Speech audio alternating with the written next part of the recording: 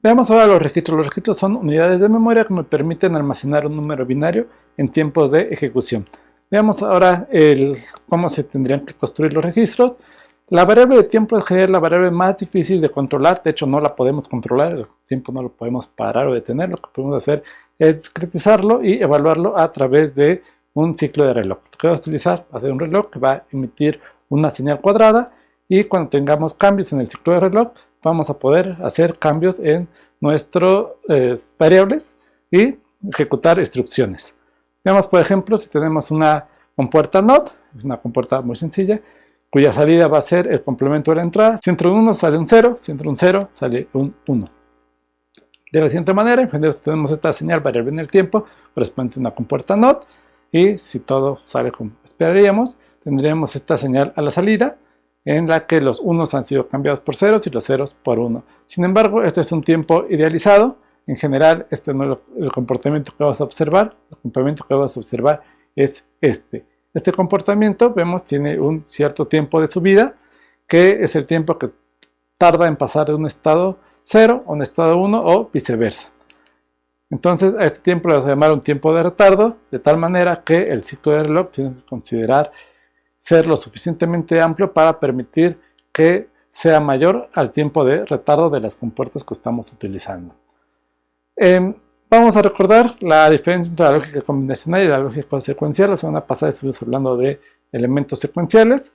Recordemos la definición. La definición de la lógica combinacional es aquella que únicamente depende de los valores presentes.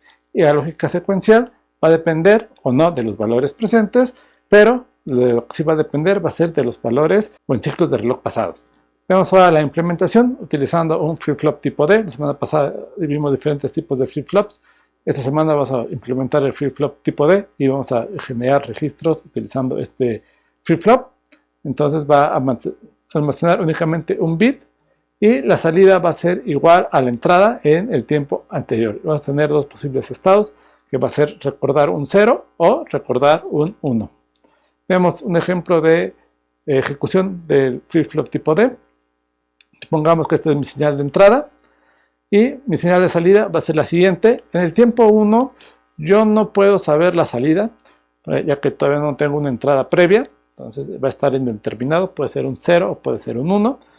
Pero en el tiempo 2, vean que va a ser la entrada en el tiempo 1, en el tiempo 3 sería en el tiempo 2, la entrada en el tiempo 2, en el tiempo 4 sería la entrada en el tiempo 3 y así sucesivamente.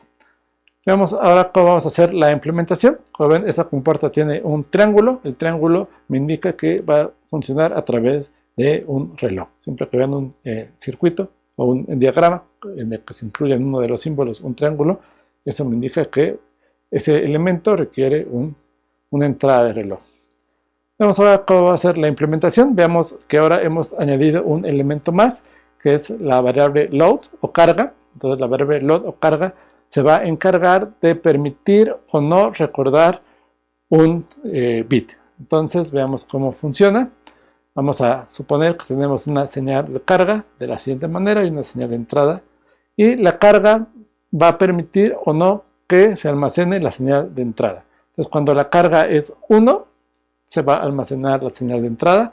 Cuando es 0, se va a mantener la salida anterior. Veamos cómo funciona. Al principio está indeterminado. Y vemos que en el tiempo 1, la carga es 1 y la entrada es 1. Es decir, que yo voy a acarrear el valor de entrada al tiempo 2. ¿Vean? Ahora estamos acarreando el valor de entrada al tiempo 2. Pero en los tiempos 2 y 3 la carga es 0.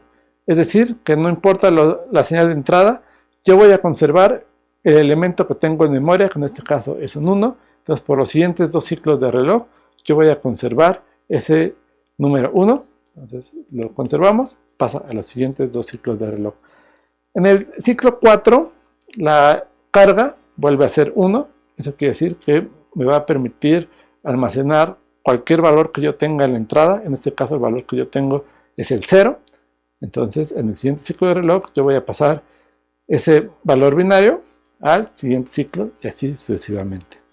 La implementación se tendría que hacer a través de un multiplexor. El multiplexor se va a encargar de dejar o de almacenar ya sea la salida o la entrada.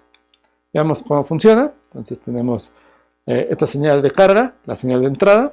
Entonces en el tiempo 1 la carga vale 1 y la entrada vale 1. Entonces yo voy a acarrear la entrada al siguiente ciclo de reloj. Entonces vamos a acarrearla. Muy bien, entonces ahora los siguientes dos ciclos de reloj vale 0. Entonces no va a cambiar la salida, se va a mantener en 1. En este ciclo de reloj y en el que sigue. En el ciclo de reloj número 4 vamos a tener que la carga vale 1. Entonces yo voy a permitir almacenar el valor que tengo en la entrada. En este caso el valor que yo tengo va a ser el 0. Entonces en el ciclo de reloj número 5 yo voy a almacenar el 0. Y así sucesivamente. Bueno, este es el fin del video de esta semana. Como ven, es bastante sencillo.